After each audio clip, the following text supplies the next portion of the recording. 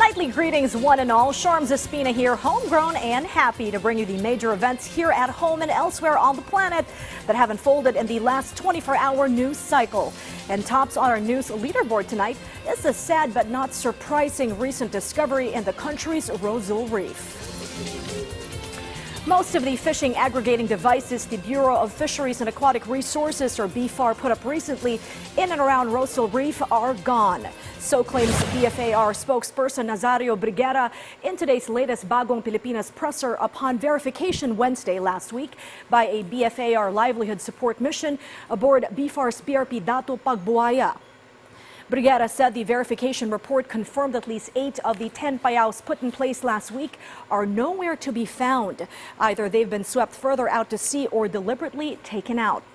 In addition, Briguera and his team are still mulling when to perform their status check and assessment of the corals in Rozul Reef in the wake of initial reports that indicate a rather good condition of corals there and positive state of marine biodiversity.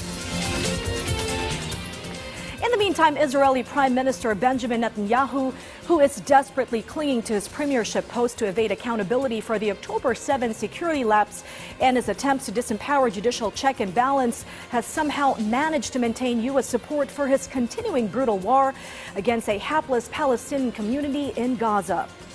The continued assault on the helpless Palestinians in Gaza and the slaughter of innocent children, women, and civilians has fueled a growing global pushback in U.S. school campuses against the IDF and Netanyahu's government. It all began last week in the campus of Columbia University in New York, where hundreds of students and their supporters gathered and set up camp inside school grounds, throwing class schedules out of whack and bringing a state of impasse between school authorities and law enforcement on one side and militant students dug in on the other. And the wave of campus protests has radiated to other Ivy schools like Harvard, Brown, Yale, to include NYU, and then to the Midwest and the universities of Michigan, Minnesota, all the way to the Southwest, in Texas and the Pacific, as well as California universities of Berkeley, Stanford, and SC. It was particularly peaceful in the Trojan country and campus of University of Southern California, where the LAPD arrested scores of student protesters, all of whom did not resist arrests. U.S. support for Israel may be ironclad, but it is absolutely not unconditional. In fact, a U.S. law expressly states that any aid intended for a beneficiary nation can be withheld or withdrawn if found to have committed human rights violations. And if there is a plethora of documented proof or video or photo evidence of Israel's war crimes in Gaza, as we hear the full report from VOA's White House Bureau Chief Patsy Widakuswara.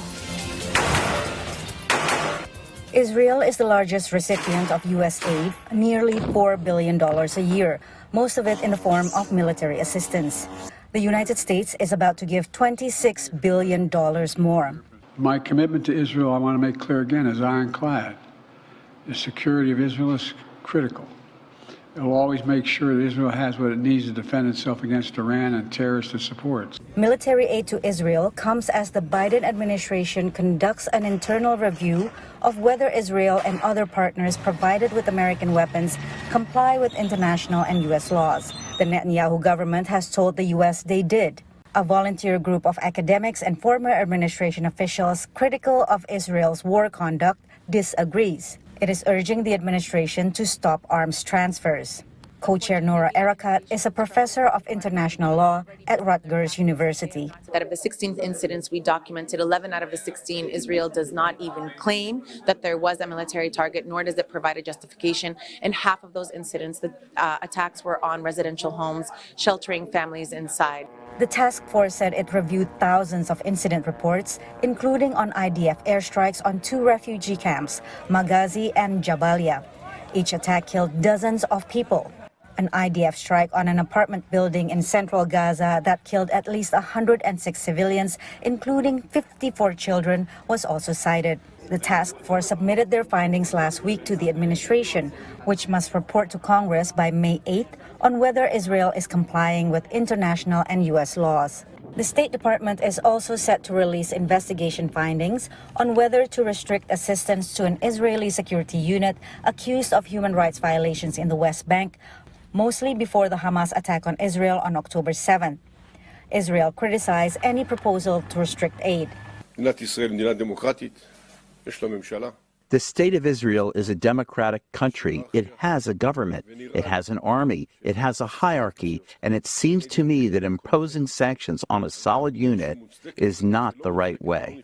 Israel has been retaliating against an October 7th Hamas attack that killed 1,200 people.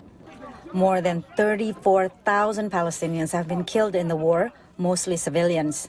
The $26 billion aid package for Israel is part of legislation passed by the Senate late Tuesday that also includes $61 billion in aid for Ukraine and $8 billion for U.S. security in the Indo-Pacific.